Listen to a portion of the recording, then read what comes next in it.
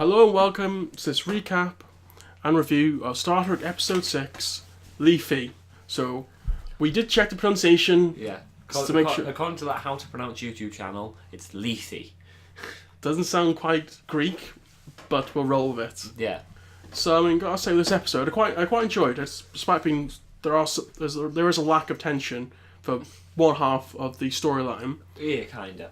But for the overall episode... It was alright. You know, it was character development. It's just a shame the character that they're developing is the one I care least about. Yeah, it's... Because, I mean, obviously Lorca, but... I don't know. Burnham's like one of my least favourite characters and she's the main character. Yeah, I mean, Saru and probably Tilly are our favourites. Yeah. And they were... I mean, obviously Tilly is involved in Burnham's story. Tilly got some small development. Not as much as the rest, but a reasonable amount. Yeah. So she wants to go to the captain, and Burnham's essentially teaching her how to go for it, even though... Step 1, do not try and incapacitate your captain and commit mutiny. Yeah. That is like a big step. One. That's the big step. Yeah. But we still got a name drop of the Enterprise as well. We did get the Enterprise name dropped by Michael herself. Yeah, which is kind of a shame really, because I don't think they can actually show the Enterprise as such on this, because if they do, they have to show Pike and Spock, and they said that they're not going to show Spock, so therefore they... Well, maybe they can show the Enterprise like in the distance, like look, it's the Enterprise, and then it zooms off into the distance. Yeah, that probably the only, because it's just the whole the wrong point. But I did enjoy a bit more seeing more of Ash. I mean, the whole the theory parts. I think that theory is getting a little bit thinner. I think that he might be. It does feel like he got promoted far too quickly. It was like, I was on a prison ship with you. I trust you. Here is security officer. What? I called it last episode though. I mean, he is like one of the main characters. So I called that he was totally gonna be a tactical officer. But yeah, I mean, the theory of him, being not quite who he says he is. I think it's getting a bit thinner with how he's acting. Yeah, he's a bit too nice. Yeah, a bit too friendly. Human. There is possibility there's some sort of maybe mind breaking or mind conversion or something like that. Yeah, but I don't know. But yeah, so I'd say the overall episode is pretty good. It was alright. I think last week was a little bit better, but the Catra thing, it's still a bit thin on. I don't know that we've ever had Vulcan telepathy stretching this far ever, that I can recall at least. Yeah, it is like they have touch telepathy and that's about it usually. It's a very much a unique thing for this series, and I wonder if they'll carry it on much longer, because it doesn't seem. Maybe it'll just be like a one season thing. Yeah. And ignore it because his character is too much linked to the original series. Mm-hmm. So if you keep pulling him in, sooner or later people are gonna say, "Well, when are you gonna pull in the other things?" We want to see Spock. We want to see Kirk or Pike. I don't want to though. I want them to leave that stuff alone, and if they touch it, I'm done. Yeah, they could have put it between Next Generation and perhaps the original series. You could have something like that, perhaps. They should have just future thrown it in the future, thrown it ahead of where Deep Space Nine is, after the whole Dominion thing, after all of that. It saves yourself a lot of trouble, really. Yep. Because we were mentioning on I Saw It's Ready, you couldn't even put this in the Kelvin timeline. Yeah. Because I don't think Sarek wouldn't have had that in the movies, and there are elements that really makes the Kelvin timeline right now would be completely different as well. For example, Sarek would not be under threat in the Kelvin timeline either, would he? They wouldn't have encountered Klingons yet either, because in the first film, that's when they first encounter Klingons, really. Yeah, so that still doesn't quite work. Yeah. Yeah, I think it's a tough one, really, but yeah, I mean overall impression. I think What if they go, psych, this show was set in the mirror universe this whole time? that'll be quite interesting. And the whole mirror universe is actually them flipping back into the regular universe. No, that might take it a bit too far, but that feels exactly like what they might do. I did like, in Stamens, the engineer, how he's got like a nice chill, still environment this time. I want to know what's up with him. Like, I'm really sad that we're not getting more. I wanted the Stamens thing to be the focus of this episode. Yeah, it's a bit of a pity, really, but there's always. They did stretch it from, instead of being I think it was 8 episodes for the first half. So I'm guessing episode 8 is probably there's something big's going to happen in episode 7 or 8. And then, because that's your thing, when you have a mid-season finale, you expect something big would happen at that premiere to move. So everyone's like, oh, when it comes back in the second half, I'm really waiting for that. It just doesn't feel. Star Trek has always had big seasons for a reason, and because it takes a while to tell the sort of stories you tell with Star Trek, because you need to introduce all the characters, you need to get to know them, you need to have the development with them, and that's why Star Trek series have always been 20, 30 episodes long. But I do think that the old sort of style, episode of the week, I don't think they quite work as well with certain shows. So I think the likes of Game of Thrones has shown that it's probably better to do an ongoing events that are going on rather than but this week we are fighting this week we're doing this. They're still doing that. They could still do that. Deep Space Nine kind of did that pretty well. It still had the week to week silliness and the week to week Scooby Doo mysteries in space, as people call it, but it had the overarching Dominion War, time, the whole overall threat. Yeah, it had the overarching storyline to it as well. I was going to say the Cornwall-Lorca relationship. Were you surprised by that one? They set it up episodes ago. So I don't recall them actually being mentioned lovers. Do they? Oh, it was obvious the way they interacted. No, I was not looking at for that sort of thing. I was kind of surprised. I thought it was just a good old friendship, but yeah. So I think ready to run into the we're running into the recap now. So we start up on Vulcan, and Sarek is preparing to leave for a mysterious mission to the Cherek system. Something like that, yeah. Yeah, and Sarek will not state what the nature of the mission is.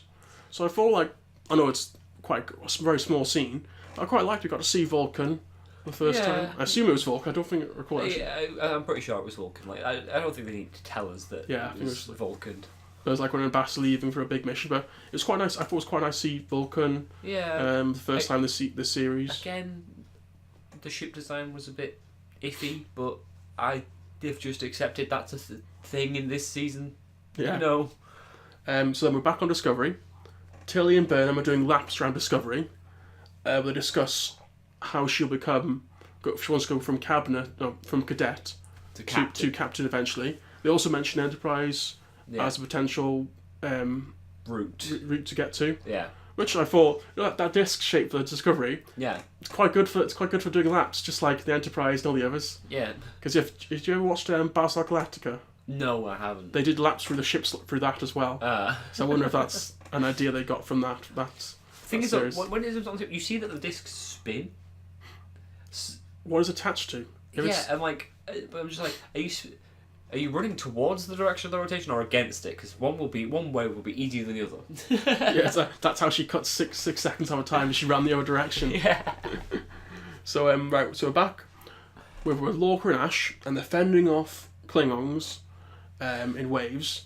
And you can immediately tell it's a simulation. Yeah, it's quite comfortable. Then Lorca is basically asking Ash questions about his origin, where he's from, Seattle, his parents' occupation. The thing is, I was ready for Ash to slip up and Lorca to be like, I got what's the problem here? But it's minor things oh, you're not really from Seattle, you're 20 miles out of Seattle. And it's but I'm close enough. I'm close enough. But you're like, when you feel like such a major city, no one cares. I'm from little town near Seattle. Just say Seattle. Yeah, just Seattle near. Most people probably wouldn't know that small little place that's next to it. But obviously, it turns out to be a simulation, which I know probably some people aren't happy about it being a simulation, but because they think about holodeck, but it's it wasn't like a proper holodeck because he didn't feel pain. He felt a little bit like a, but they were like basically in one spot. I mean, I assume it was like some sort of like neural enhancement or something. it was a holodeck. What was people's problem with it? I think they thought that some people like to nitpick about these things too much. I believe. Yeah, the holodeck design was all wrong. I'll grant them that it looked all wrong, because you only saw it for like a second, but it had like the weird pylons and stuff and a weird. That's not no, but they had holodecks then. It's how they do the majority of their training. I assume it's just some sort of design for that ship because it's designed differently. So after they're out of the simulation, Lorca, they're discussing.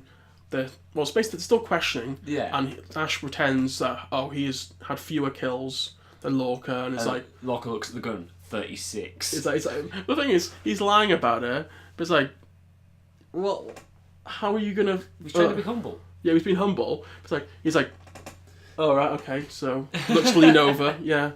Oh yeah, you did get more, but then he offers Ash position of security chief, which I think was. I mean, obviously, it's to be expected. Yeah, you knew he was going to become head tactical officer or head of security or whatever one will call it. But it was like, most other people on the ship like, wait a second, this guy hops onto the ship, instantly security chief's like, what the hell, mate? Yeah, like I've been serving on the ship for years. What? Yeah, that's the only thing I'd probably think about. Is like you just get annoyed that this new guy you don't know anything about. It seems to happen a lot in Starfleet. Though. People are probably used to it at this point. It's like field promotions are like the thing. It's just how you get promoted in Starfleet. You just got to be in the right place at the right time. Right. So our next scene, Sarek he's concerned that they're off course. Because he's pretty sure jumped out of warp at this point. Yeah. And his co-pilot turns out to be a logic terrorist. Yeah. And basically hates humans in the Federation. Yeah.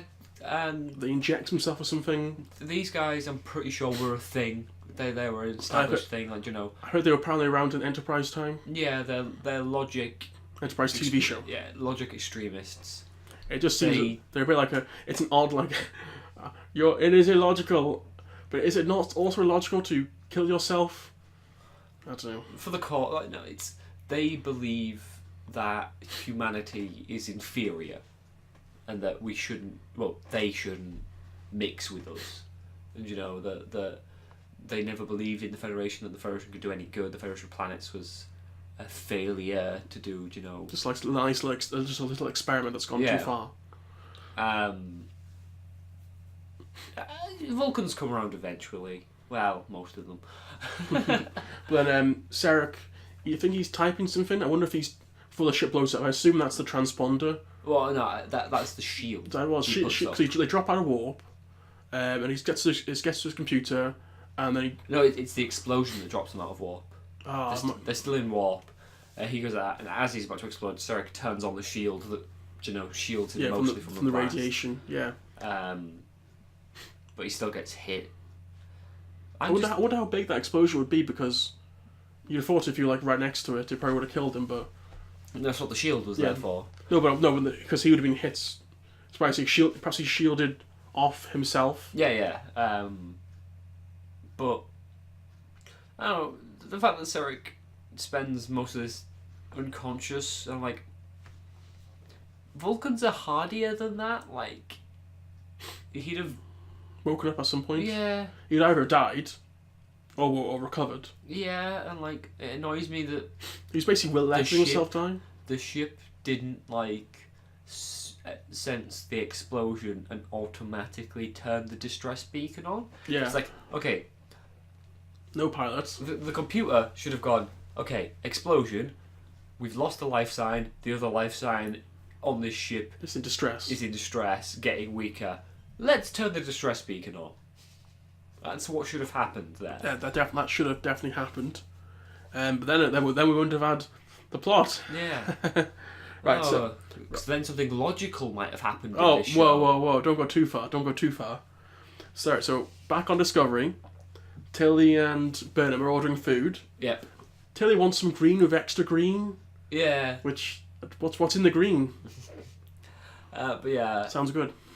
They end up ordering these wraps and stuff, and then things get a bit weird. Yeah, because they talk about how Ash is so impressive because he took down 8 Klingons. I think it was 6. Oh, well, okay. I make it sound. I'm just exaggerating it again. It's one of those ones where every time you tell a story, the number gets higher. What? He took out 25 Klingons by himself? So they basically talk about. They sit down with Ash and talk about. I like the line from Tilly where Tilly goes, "Oh, I believe it all. I think it makes him hotter." Just like, what are they trying? Like, just what are they trying to do with Tilly's character? Like in places, it's just weird. Like, I don't know. Tilly's character feels a little. Well, to be fair, everyone's character feels a little all over the place in this show, so it's fine. Jump around quite a bit. Yeah. So they're basically talking about rumours, essentially, and then while Burnham is shaking Ash's hand, she collapses because essentially she's the connection with Sarek. I like the little to and fro that Ash and Burnham have when it's like. When Ash is like, oh, you can't believe, every rumour you hear. And then Burnham goes, oh, you're Michael Burnham. And he goes, yeah. She's like, you probably can believe all of the rumours you've heard. Oh no, is this the writers hinting at us at a certain theory? Yeah. Insert your own Inception music here. Right, and then she's drawn into a memory. I assume it's a mind/memory, I'd say. She's drawn into Sarek's mind. And he is reliving this memory. Yeah, where she's been rejected for the Vulcan missionary fleet, and then Sarek notices her and basically kicks her out of the memory. Yeah. Which I thought was I quite liked the part where she was essentially swept in, and then basically I do like because the camera focuses on his face, looking almost like right at the camera, like you do not belong here. I quite like that. Jacob's struggling for words. Problems with it because Sarek knows he's dying. He just knows he does. He knows Michael's been brought there, because he is dying. He knows the entire reasoning behind this. He knows she's here to help, and he still kicks her out of his mind. I do wonder with this connection thing. What happens if very illogical? Yeah. I mean, I do wonder with this whole connection thing, because if she's feeling the pain of him essentially dying, what happens when he actually dies? Well, that's the thing. She was dead. He put some catcher into her, which brought her back to life. Yeah. So, ergo, the only thing that, unless that, reignited her, whatever soul or whatever nonsense,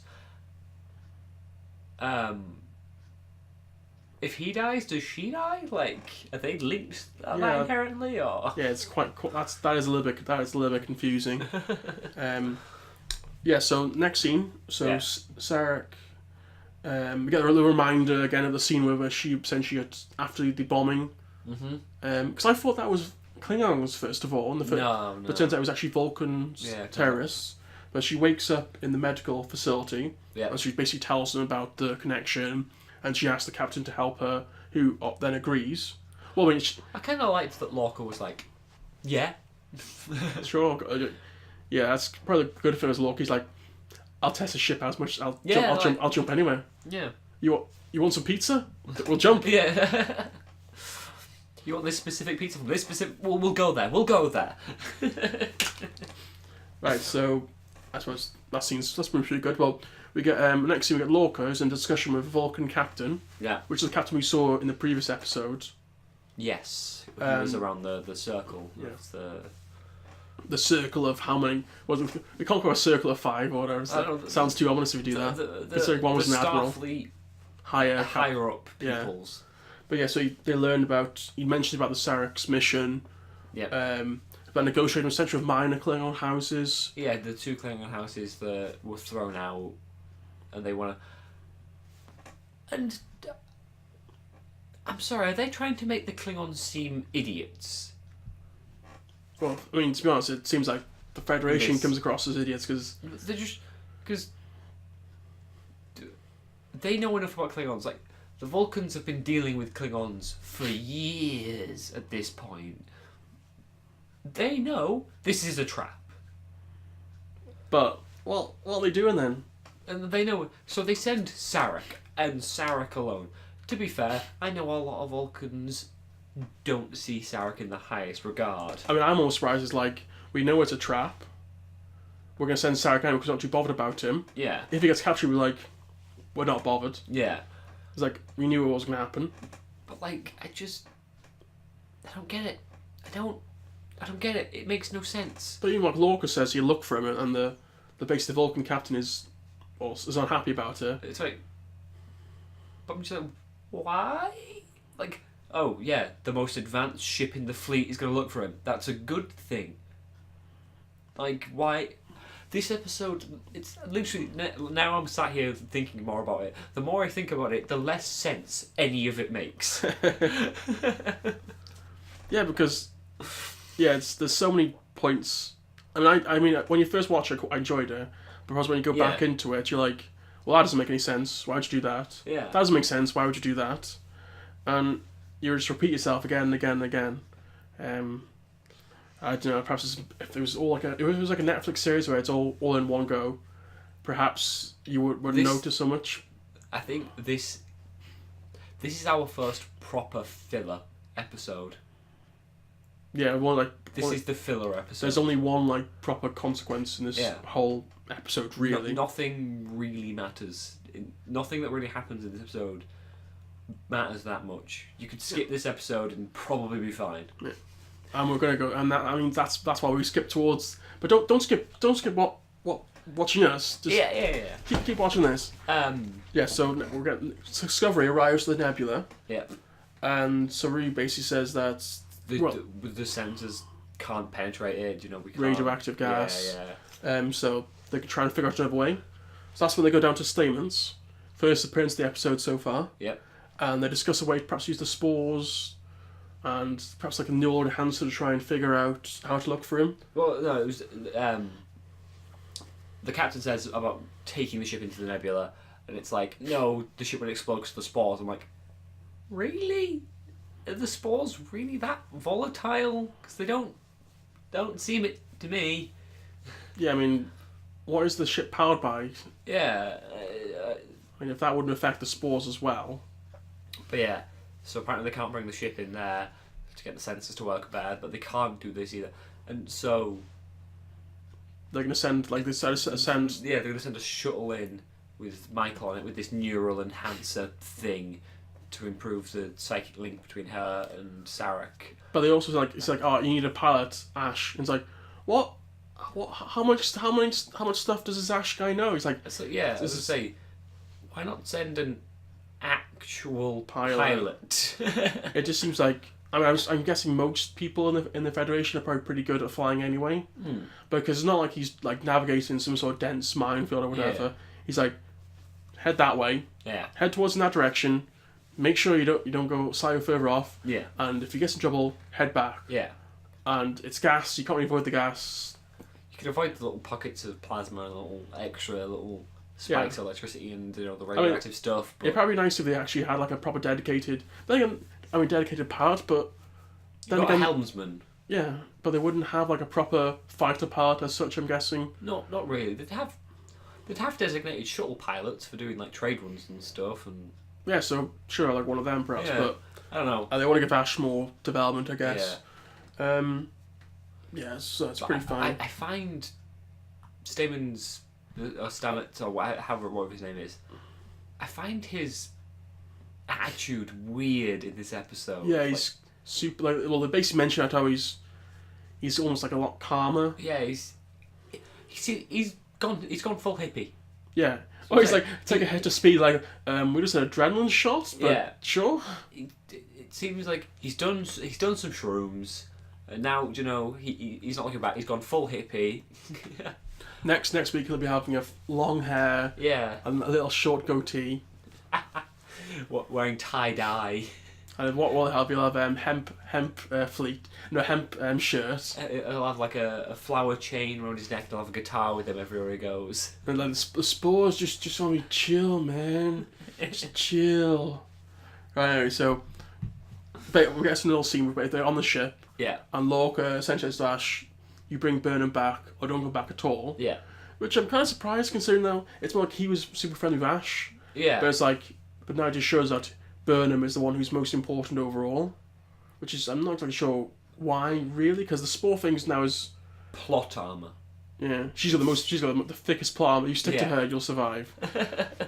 But yeah, I mean, I thought that was a reasonable scene, so... And then back on Discovery, that's once the shuttle's left, Yeah. Admiral Cornwall arrives. Yeah. And she is, what's the technical term? Oh, yes, pissed. Yes, yeah, she is pissed. And it turns out, well, the Vulcan's called Tyrell, which is odd considering Tyrell is now a house in Game of Thrones. It's a corporation in Blade Runner, and now name of a Captain. What is going on? They're also a company that produces crisps. So, my god, that's Tyrrells, not Tyrells.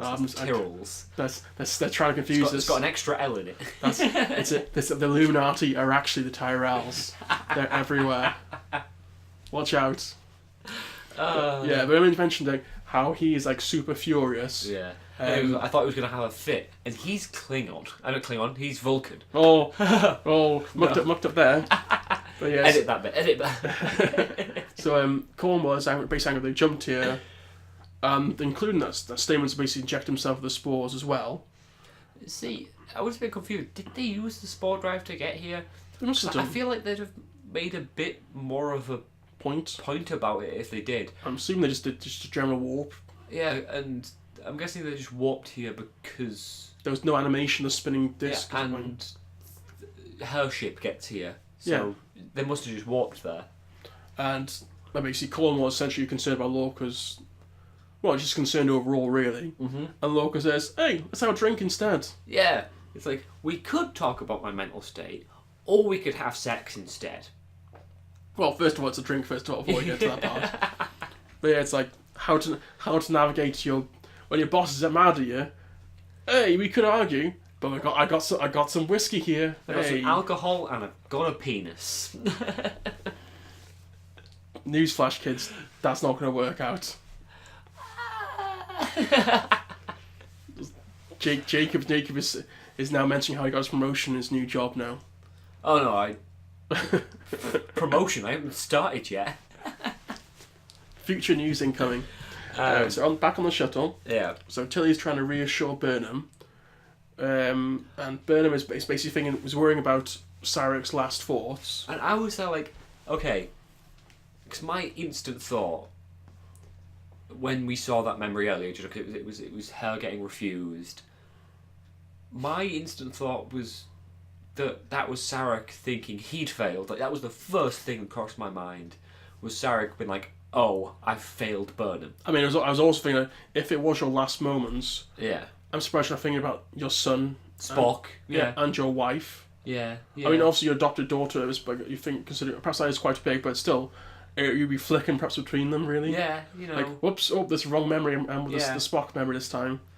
They arrive at the last location, and then Burnham is basically dropped into the memory. Yeah. I mean, like Tilly was saying about, when I'm nervous, I like to talk. You're always talking. Yeah. But that's my secret. I'm always nervous. But there was stuff about saying about she's trying to be like the first autistic person. But then she's a bit talkative for like an autistic person then, so... Autism takes many different ways and fronts. I've known autistic people like her. I've known autistic people that never speak. It's a whole spectrum, do you know, like people say. Like it's... Well, I don't know what they're trying to say with her condition then. They're just... It feels more like... I don't know, maybe nerves. Asperger's or something? Yeah, it just feels quite nervous. Yeah. But, never mind. So we're back to the memory. Yeah. So she basically sees a conversation with her adopted mother, who gives her Alice in Wonderland as well. Yeah. And then Saru brings... we're also... Sorry, I looked at the notes there. Sarek brings the news to Burnham about... she's been rejected. Yeah. And then, from the Expeditionary Force. And then Burnham confronts Sarek and essentially start to fight, but this time he can't essentially banish her out of the memory. Yeah. Until Ash decides... this is going bad, we need to pull her out. Yeah, which I don't, because Burnham specifically said, don't pull me out, no matter what they say. Until he's like, yeah, I'm not going to do that. And Ash's like, I outrank you. It's like, as of like 5 seconds ago. But also, if you Tilly... I mean, to be fair, Tilly outranks Burnham as well. So... Everyone outranks Burnham at this point. She's rankless. Yes. Yeah, it's obviously that. And then she gets pulled out, and this is where Lorca boinks. Yeah, Lorca and Cornwall are basically talking about the drinks, they're talking about their plans. Yeah. To the future. which there's a possible theory going about with Lorca at the moment. We might talk about that afterwards. Yeah. So she says that he's ignoring orders.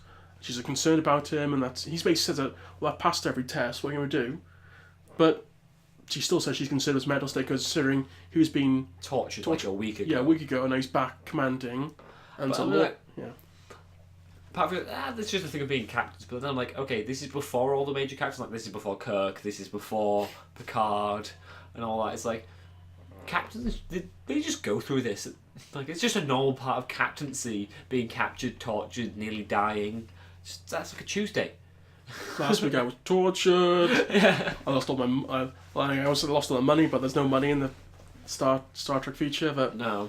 But Lorca decides that the best way to resolve this, if she's going to analyse him, is to seduce her instead. Bam, go one. Wow. And she's like, "Well, I'll take my badge off, and we're all set to go." Yeah. Which is, I was told myself, well, you were trying to talk about his mental state. He's like, he makes one suggestion, like, and you're like, "All right, fair enough. Yep. I'll go along with it." Didn't take. Hey. When you're in a position like Admiral, you probably don't get many chances to get laid. How many times do you get a chance to bone your captains? Yes, exactly. Like, you take it when you can get it. So we're back in the shuttle. Yeah. So Ash wants to head back to Discovery, and Burnham is like, "No, let's try again." Ash is basically makes her realise that perhaps something that he's regretting. Yeah, because she's got the wrong end of the stick, thinking that it's her failure is Sarek's last thought. It's like, no, it's his. It's his regret. It's his. Yeah, which makes sense. Obviously, we figured out a little while ago. Yeah. But Burnham takes a little longer. The problem is that she's basically worked into her head that I can understand it, because she's worked into her head thinking that she's failed, yeah. And he's basically done nothing to convince her otherwise. Yeah, like, it makes sense, but obviously, it could have been put across a bit better. Yeah. For us as the audience. And so basically she goes back in, and Burnham confronts Sarek again. They fight again, and by this time he decides to let her. He decides to reveal why. Yeah. So the Vulcan leader says that, well, we don't really want too many half Vulcan, or basically non-Vulcans in the Vulcan. So you can choose Spock or Burnham. That's it. And he decides. He has to decide. He has to decide between his son or his adopted daughter. And he chooses his son. And then he basically says, well, my son would later on reject that. Yeah, and join Starfleet. Yeah, so my decision was useless. Yeah, so if he'd actually picked the daughter, we wouldn't have had Star Trek Discovery, and our lives would all have been improved. Damn it, Sarek. Yeah, but basically he says that he's failed her and he's full of shame, which is when then he allows her to save him. Yep. So when you're full of shame, that's when you're at your worst. That's when you let people pick you up. Then. Yep. So after the memory, Sarek wakes up, and turns his distress beacon on, and is located. Yeah. Yeah. So I feel like that scene of him taking his distress beacon was a little bit longer than necessary. Like, it was like slowly getting there. Slowly. There's a full 30 seconds of his fingers like inching like millimeter by millimeter to the thing. I mean, I'm surprised. It was already set to go. Random debris didn't like bang into it. Like, oh, distress beacon activated. I mean, the computer should have done it. The computer should have automatically done it when it realised that Sarek, the lead commander of that vessel, was dying, and the other guy on it was dead. Should have had Mr. Clippy turn up and say, "Hey, it looks like you're trying to activate a distress beacon. Would you like help with that?" That's what's missing in Star Trek. Mr. Clippy to come save the day. Right, so back on Discovery. Yeah. So Cornwall wakes up after the little bit of light boning, and she notices there's some marks on. It's like a triangle and a line. Yeah. On his back, and I'm like, what? The worst thing is, I'm looking at that. Why do I recognise that? I still, to this point now, I have no idea where I've seen that before. Yeah, there are.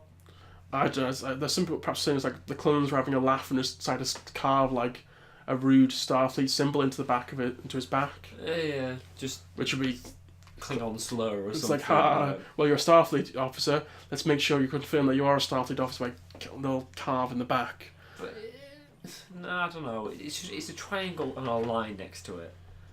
I feel like it's going to have some significance, or else they wouldn't have pointed it out. Yeah. Either that, or it's just going to be one of those plot lines that's never picked up on again. Like, a lot of writers like to do these days. Man, he is like very sensitive about it because as soon as she basically touches her, he rapidly wakes her, grabs her by the throat, and basically puts a phaser right in her face. Yep.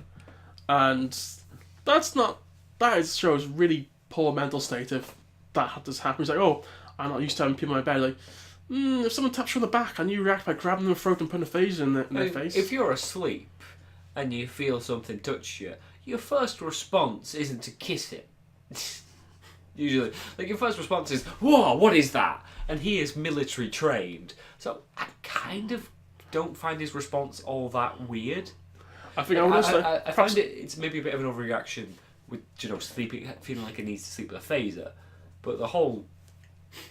I mean, I can understand, like perhaps said, if he was acknowledged that he was having some mental problems with the torture, perhaps she wouldn't have reacted quite as badly. Because if he'd have said, I'm struggling a little bit, I need some help, and then his reaction, it probably wouldn't have been as bad because he was saying, I'm fine. But reacting like that... But then he does, after this point, go, okay, I lied. I'm not doing great. But then she says, I just don't know whether you're telling the truth or not, which is fair. He is the boy who cried wolf at this point. Yeah, because, well, what do you do? But then Saru essentially contacts Lorca and mentions that Sarek's been found. Yep. And we basically move on to the next scene where Sarek is essentially now too injured to go, and Lorca's like, well, the Admiral could make it to those negotiations that totally aren't a trap, and totally wouldn't, solve this whole problem I've got going on right now for me. Not a trap whatsoever. I don't think anyone's mentioned a trap. No. Who mentions a trap? No one. Anyway, so Burnham, she's frustrated by what she's learned in her memory. Yeah. And essentially she confronts Sarek a little bit about it. Yeah. And Sarek is like, I don't know what you're talking about. Yeah. I'm not gonna mention anything at all. Just claims not to know anything about the mind meld. I was unconscious. Yeah. What are you gonna do? Which is, I think, it's probably a bit of Vulcan way to suppress. I mean, Can also I I'd say, Sarek, you're a dick. Yeah, you could have said I made the wrong. Like in the memory, you could have said, I made a decision, I messed up. She says, well, you are really my father. He kind of made the right choice, retroactively speaking, though. I can understand he was like trying to do, because one was his actual son and one, I don't know, see, there's things where like, so how would you promise favouring one child over the other? Well, it's, even just thinking about it from a Vulcan perspective, Spock was the right choice, because Spock is at least half Vulcan, whereas Michael isn't, and Spock is more Vulcan than Michael. Spock has been raised a bit more than Michael, in it all. And Spock is... I don't want to say it, but Spock's the logical choice in that scenario. Yeah. It's just unfortunately, it just happened that Spock... Well, I mean, I don't know if it's different in the main series compared to the movie, but the movie is essentially say that the actual Klingon leadership... Yeah. would have prejudiced against him. The Vulcan leadership. What did I say? Klingon, you said Klingon. Oh, I've mucked up this time. Oh, no. The Vulcans... Well, listen, they'd have allowed him in, but he refused.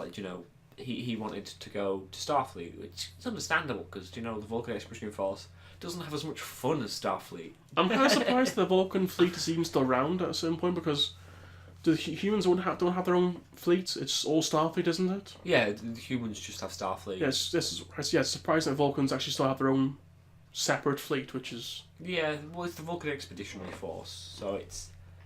I don't know. Everyone has sort of their own ships, but humanity mainly has Starfleet. They have other ships that aren't Starfleet, but those are mainly civilian ships. Oh, okay, fair enough. But yeah, so Lorca offers Burnham a position as science officer on She's the like, bridge. yes. But does that mean if he's offering her a position... She is now ranked. Yeah, but does that mean she won't go back to prison? Pretty much, yeah. Yeah, because she's essentially been forgiven via him. I think that was Lorca as well. Just in case, the Klingon thing wasn't a trap, that was him going, I'm giving you a rank now to make people's lives hell later if they try and take you off the ship. It makes a bit... And then they obviously can take her off. But it's a little harder now that she's ranked so highly. Yeah, then integrate into this... Yeah. Yeah. Before, when she was rankless, they could have just pulled her off the ship, no worries. But now she's the lead science officer on the ship. It's kind of bit difficult. Yeah. Does that mean she outranks Stamens then? No, he's the main engineer. Okay. Engineering and science is different. Okay. Very similar, but still different. Okay. So next week, Cornwall is preparing to leave, and she says that Lorca will be removed from Discovery until he's recovered enough to take back control. So that means Sarah would be captain for a while. I suppose, unless they put someone else in. Nah, they wouldn't. I don't know if they'd undermine Sarah like that. They did make him acting captain, and they make someone else.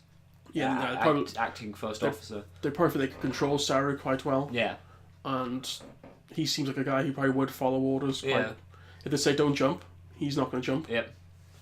Which is, probably what you want to a certain extent in your captains. You want them to follow orders, but not. But you want autonomy. You want them to be able to think for themselves as well. You don't want mindless grunts. Yeah, I suppose like Lorca is too much of the does what he wants, and too Sarah, autonomous. And Sarah's probably like, I will follow orders, only orders. Yeah. Well, except in that one point where he went beyond what he was supposed to do because he was trying to emulate other captains. Yeah. But anyway, yeah. So Burnham noticed that Tilly is doing more runs, and Burnham is basically trying to say to her, you can find your own way now. And Tilly's like, I have. Yeah. Yeah. I kind of like that scene. I like she was like, I gave you bad advice. There are many ways you can make it to captaincy. Like, it just happens, and it's like, find your own way. Tilly's like, yeah, no, I'm happy with this way. I liked that scene. I do like that they're the short name for Discovery, and they've got shirts that say disco on them. Yeah. And like disco. that's like I'm like, what are you doing? It just sounds like you come a disc. Yeah. I mean, just disco, like, oh, we're going to disco. And like, no, that's a ship. Oh, to the discoteca. What? Now wait for the Discovery's new holodeck entertainment section. Proper disco. Disco. Run by, the same person that runs the... Inject everyone with spores so they all feel super high. What's her name? Oh, the woman that runs the bar on the Enterprise. Gillian? Is it Gillian? It's Guyla? Oh my god. I'm Googling. But anyway, we're back with Burnham. So she goes to talk to Ash again, and she realised her conversation with Sarah, she doesn't know what she actually wants from Sarek. Yeah. She wants almost like a human relationship. But she actually finally realised that she can't actually get that because, well, he is a Vulcan. But she's willing to accept it now. Yeah. Which is, good that she's willing to do this. And she's embracing both sides of herself, yeah. Type things, emotions and logic. And she decides to reintroduce herself to Ash. Yeah. Which is, a nice little scene because it means that she didn't get a proper introduction. Like, yeah. She's fainted essentially last time, so that's fair enough. So we're in the meeting, and Cornwall is, she's ambushed and taken captive. Oh no! And the elders of Cancri, they're slain. Yeah. And the big. That's going to cause problems in and of itself. Yeah. They were set up as a neutral ground, I wonder if they were under hostage situation, and they were aware of that. I don't know. Let's go along with it, but I'm guessing we probably won't find out. But anyway, so this was a trap to prove that these clean houses were worthy of the Empire and the cloaking technology. Yeah. And they basically said that they're hoping for a high-ranking Vulcan. Yeah. But very happy to get an admiral. The admiral of the Starfleet. Yeah. The admiral of Starfleet. That's a pretty good catch. Yeah, because they're like, well, they killed. We're probably safely assume now that the previous admiral was killed. So essentially, they killed one admiral, captured another, and yeah, they're pretty happy, and they've brought in more Klingons into the fold essentially. Yeah. I did quite like that because it wasn't just a trap; it was a way of, perhaps if that had gone wrong for those Klingon houses, they probably would have been destroyed or taken away. And they don't really care about because they're lesser houses. Yeah, so I thought that was quite interesting because they had to prove themselves. Yeah. And they proved themselves by tricking the Starfleet / Vulcans. Yeah. Which, come on, Starfleet. How can you not see a trap like this? You should have given a bigger security detail. Yeah. Another ship. Her ship she warped to the Discovery in the first place. Yeah, her cruiser, I think they described it as. Yeah, so perhaps if her cruiser had been nearby, like, oh, we've caught us, like, we're just going to beam out. Yeah, just going to, Oh, no, you've caught us. Want to beam out? Yeah, well, beam. Yeah. Like, screw you, oh, but we're going to beam down a nice little bomb for you. Or like, oh, they're taking the captain to the ship. Disable its engines with our phasers, maybe? Yeah, and if it's an Admiral ship, it's probably one of the better ones. Yeah, it's probably going to have some decent guns on it. Yeah, so if there was going to be like someone was going to jump them, it would have put a decent fight up before going away. And probably I don't know if it's better to have that. Probably better to have the Admiral killed. She was pretty quick on the draw with that gun as well, but she didn't fire. Like she immediately, as soon as the puff back, she went boom, and then she just sort of stands there pointing it. If what she'd done, she should have shot them. Yeah. And made them go to kill her. Yeah. Because if she's captured, they can get information out of her. If she's dead, they can't. Or she should have gone, pew, and shot herself, Yeah. It just. Come on, Starfleet. But anyway, so we're back on Discovery. So Saru comes in and goes, "It's a trap." Yeah. Jacob is now hanging his head in shame at this. Oh, okay, yeah. I'm right by reference. Didn't see that one coming. So this whole thing was all set up for that whole. So she tells Saru that they've been captured. No, Saru tells Lorca. Saru doesn't tell Saru. He's like in a mirror talking to himself. I got bad news. I need to speak to the captain. Calm. Just breathe slowly. Get Pudgy Dangly away. Ooh, all calm. And yeah, Saru's like, are we going to jump after him? And he's like, not without orders from Starfleet, But Saru's like, we never wait for orders. He's like, well, this time, we kind of have to.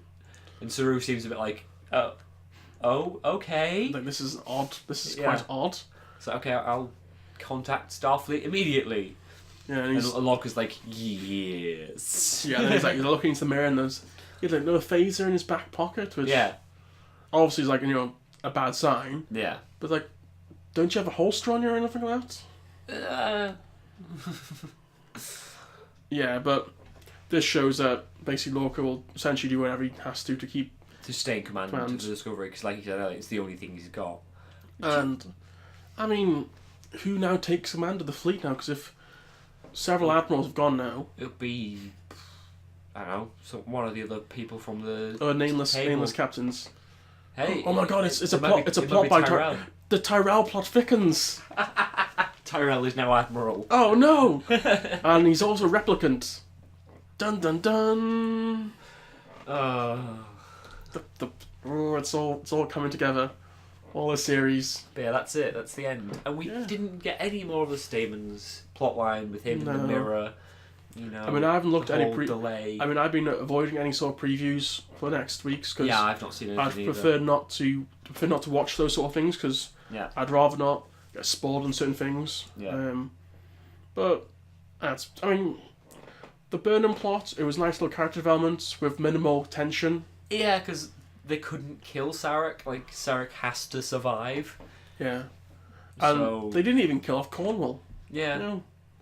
If she'd have died.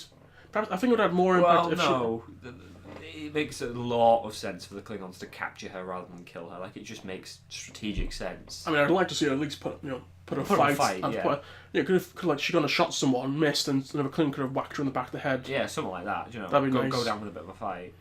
But yeah, right. So I think, are we ready to go into a little bit of the theory, Professor Lorca? Yeah. So, if you don't want to hear about the theory, I'd probably best to switch off now. But remember to subscribe, and we'll see you guys next week. Mm-hmm. So here comes the theory. Now, there's some people suggesting that with the whole markings on Lorca's back, that's to do with the mirror universe. That he might have been somehow switched to the mirror from the Terran universe, when the Terran controlled to this reality. Yeah. Because of the markings on his back. It explained his attitude to war, and it explained, his demeanour a bit more. But I don't know. It just seems like it's a bit too far-fetched in my mind. I think it's because they've given that hint to us that there is going to be something to do with the mirror universe. Well, the writers have said it. Yeah. And to be honest, I still think the mirror universe sort of thing, if something happened to spores go wrong, yeah, this whole ship will get shifted over to this other universe, and then the series will continue just from that mirrored universe. Yeah. Because the ship just doesn't. I mean, it just doesn't work with the overall series. I mean, they've given all the tech over to Starfleet. Yeah. And the rest of Starfleet could go, this was an experiment, it went badly, we've shelved the ideas. That'd be perfectly fine. And this other ship is now essentially lost with all hands in this alternate universe. Which, I mean, perhaps they're going for a more darker sort of tone. Yeah. But if you see like